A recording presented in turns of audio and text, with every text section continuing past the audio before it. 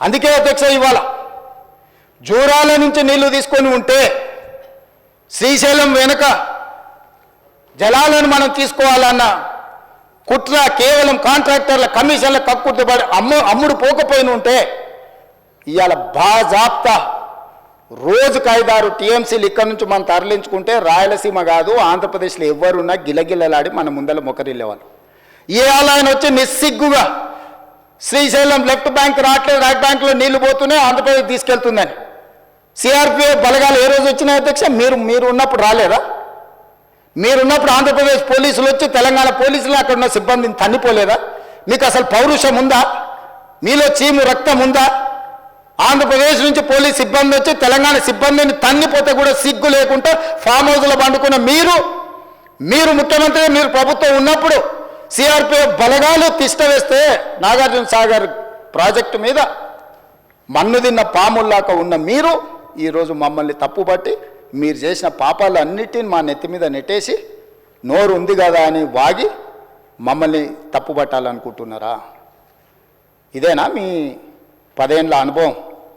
ఈ అనుభవంతోనేనా మీరు మమ్మల్ని అందరినీ ప్రజల్ని మోసం చేసినట్టు సభలో కూడా సభను తప్పుదో పట్టించాలని ఆలోచన చేసేదాన్ని నేను అడుగుతున్నా అధ్యక్ష. అందుకే ఈరోజు ఈ ప్రాజెక్టులను పూర్తి చేయాలి యుద్ధ ప్రాతిపదికన.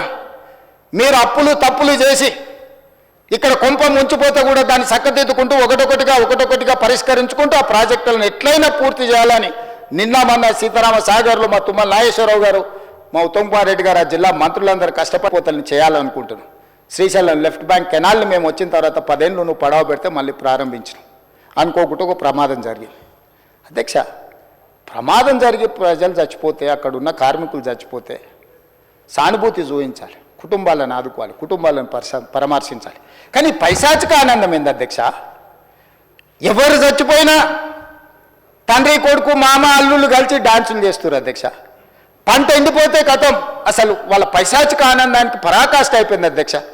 ఎక్కడ ఏ ప్రమాదం జరిగి తెలంగాణ ప్రజలకు నష్టం జరిగినా, తెలంగాణ రైతుల పంటలు ఎండిపోయినా, తెలంగాణలో కార్మికులు చచ్చిపోయినా, తెలంగాణలో విద్యార్థులు చచ్చిపోయినా, తెలంగాణలో పాఠశాలలో ఏదైనా చిన్న సంఘటన జరిగినా వాళ్ళ కళ్ళల్లో మెరుపు చూడు అధ్యక్ష.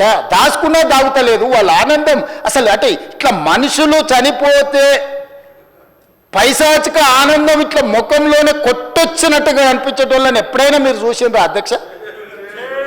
ఆఫ్రికా అడవుల్లో మనుషులను బిక్క తినేటోళ్ళని చూసినామని విన్నా. ఈడీ ఆమీన్ ఏదది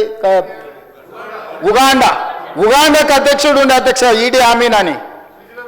ఆయన మనుషుల్ని కోసి ఫ్రిడ్జ్లో పెట్టుకొని కొంచెం తీసి ఫ్రై చేసుకొని తినేటోడు అని. అంటే సినిమాలు చూస్తే నాకు ఆశ్చర్యం అనిపించింది, ఇట్లా కూడా ఉంటారా అని.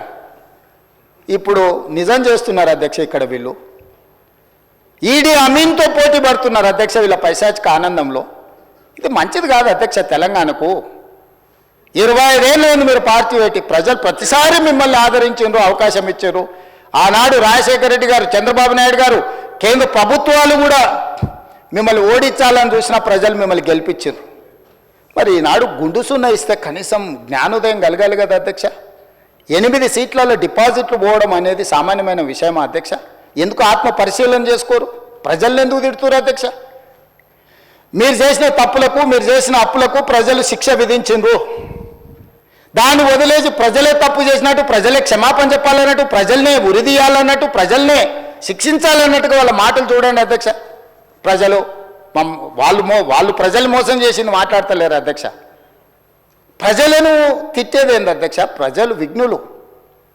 ఎప్పుడు ఎవరికి ఏ రకంగా చెప్పాలనో ఇండికేట్ చేస్తారు అధ్యక్ష. భూకంపం కూడా ఒకటేసారి అది అధ్యక్ష. ఫస్ట్ కొంచెం కదిలి, మళ్ళీ కొంచెం ఆగి, కొంచెం కదిలి, తర్వాత భూకంపం అధ్యక్ష. తుఫాన్ ముందలు కూడా ఒక ప్రశాంతత కనిపిస్తుంది అధ్యక్ష. తెలంగాణ సమాజం కూడా తుఫాన్ ముందు ప్రశాంతత 23 నుంచి వరుసగా అట్లా చూపిస్తూనే ఉన్నారు వాళ్ళ గంభీరత్వాన్ని. ఇప్పటికైనా జరిగిన పరిణామాలు అంచనా వేసుకొని పరిశీలించుకొని వచ్చి కూర్చొని ఒక బాధ్యత కలిగిన ప్రతిపక్షంగా ఇక్కడ ఉండి మంచిని మంచి, చెడును చెడు, మీ అనుభవాన్ని ఉపయోగించి విశ్లేషించి విడమర్చి మాట్లాడితే ప్రజలు ఆమోదించేటోళ్ళు అధ్యక్ష. మాటకు ముందు స్టేచర్, మాటకు వెనకాల స్టేచర్ అంటారు అధ్యక్ష. మీ స్టేచర్ పట్ల ఉన్న మీ ఆలోచన, మీ పట్టింపు ఈ స్టేట్ ఫ్యూచర్ పట్ల లేదా అధ్యక్ష? నేను అడుగుతున్నా. ఈ స్టేట్ ఫ్యూచర్ వద్దా?